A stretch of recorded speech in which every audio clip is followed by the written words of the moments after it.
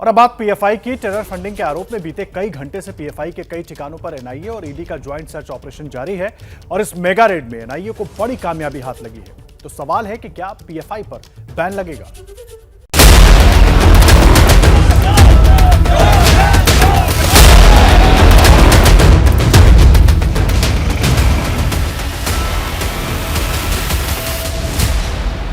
सबसे बड़ी terror chain PFI पर लगेगा बैन।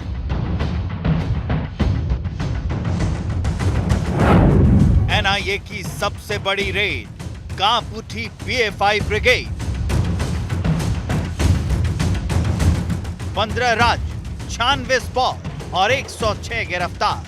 देश की सबसे बड़ी काउंटर टेररिस्ट एजेंसी एनआईए ने 22 सितंबर की आधी रात अब तक का सबसे बड़ा सर्च ऑपरेशन लॉन्च किया।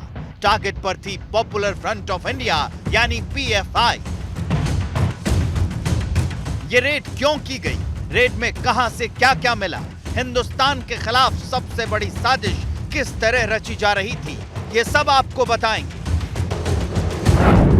लेकिन उससे पहले इस मैप को गौर से देखिए। एनआईए की सबसे बड़ी रेड इन्हीं राज्यों में हुई। उत्तर, दक्षिण, पूरब और पश्चिम भारत के हर कोने में पीएफआई का नेटवर्क फैला था।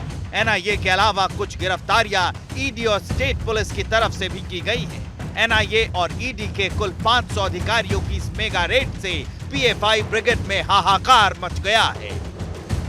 सूत्रों के मुताबिक एनआईए को एक एंटी टेरर सर्च ऑपरेशन में भारी कैश, डिजिटल डिवाइस, आपत्तिजनक डॉक्यूमेंट्स और तेज धार के हथियार बरामद हुए हैं।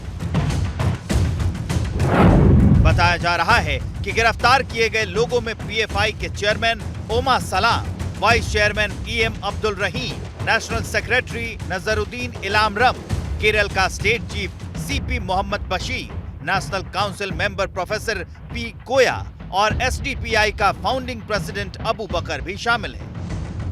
टेरर फंडिंग, टेरर कैंप और टेरर आउटफिट से लोगों को जोड़ने के लिए उकसाना, यही वो 3 वजह हैं जिनकी वजह से एनआईए की रडार पर पीएफआई आया।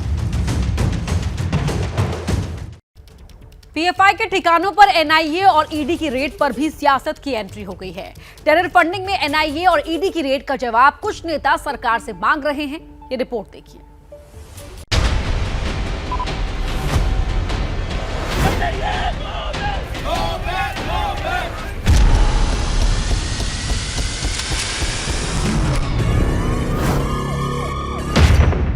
एनआईए के महा सर्च ऑपरेशन के बाद पीएफआई के खेमे में हलचल मच गई है।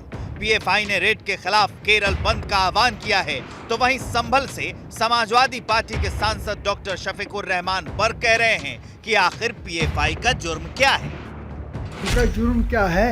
एक पार्टी है, वो एक संस्था चला रहे हैं और एक प्रोग्राम है उनका, जैसा और पार्टियां अपने प्रोग्राम चलाती हैं। तो उनका जुर्म क्या है कि क्यों गिरफ्तार किया जा रहा है? पीएफआई के खिलाफ एनआईए की रेड पर शोर और सियासत इतनी ही नहीं है। कांग्रेस और आम आदमी पार्टी रेड पर मोदी सरकार से सवाल पूछ रही है, जबकि संघ एंटी इंडिया एलिमेंट्स पर आक्रामक है। पीएफआई को बैन करने के लिए आपने पहल क्यों नहीं की? जब आपके पास ये सारे सबूत थे, आप 8 साल से रोज ये बात कहते हो, अभी तक उसको बैन करने की आपने पहल क्यों नहीं करी? क्या ये आपकी डिवाइड एंड रूल राजनीति के खिलाफ है? जो भी आदमी केंद्र सरकार के खिलाफ कुछ बोलता है, उससे जुड़े हुए लोग, उससे जुड़े हुए बिजनेसमैन, उससे जुड़ी हुई पॉलिटिकल पार्टीज के ऊपर जो है सीबीआई, ईडी सुबह 7 बजे उनके घर पहुंच जाती है। अगर जिस तरीके से केंद्र सरकार इन एजेंसीज का इस्तेमाल कर रही है, इन एजेंसीज की अपनी साख जो है वो भी लगातार गिर रही है। आतंकवाद, नक्सलवाद, पीएफआई और ऐसे कई संस्थाएं और मूवमेंट यह हिंसा के रास्ते पर हैं। इसलिए हिंसा का मार्ग सबने छोड़ना चाहिए और हिंसा का मार्ग छुड़वाने के लिए जो उचित कार्रवाई है वो सरकार कर रही है। सीएए एनआरसी विवाद हो, गजवाए हिंद का एजेंडा हो या फिर हिंदू विरोधी कैंपेन, पीएफआई का नाम हर जगह आया है जहां देश का अमन चैन बिगड़ा है। गृह मंत्रालय इस पूरे सर्च ऑपरेशन पर नजर बनाए हुए है। पीएफआई पर रेड वाली सर्जिकल स्ट्राइक की पटकथा गृह मंत्री अमित शाह ने 29 अगस्त को ही लिख दी थी। बिहार के फुलवारी शरीफ में पीएफआई के नेटवर्क का मॉड्यूल पकड़े जाने के बाद अमित शाह ने तमाम सिक्योरिटी एजेंसियों को पीएफआई के नेटवर्क और टेरर फंडिंग पर शिकंजा कसने के निर्देश दिए थे।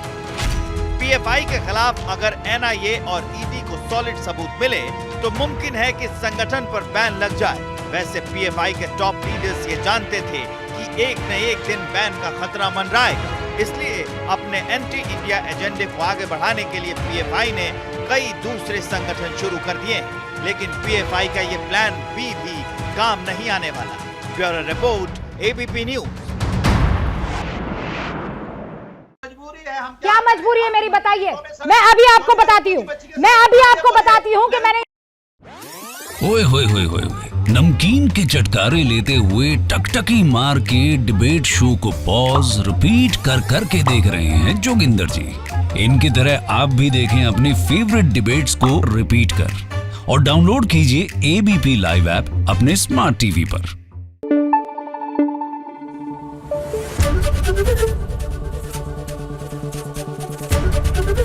एबीपी न्यूज आपको रखे आगे।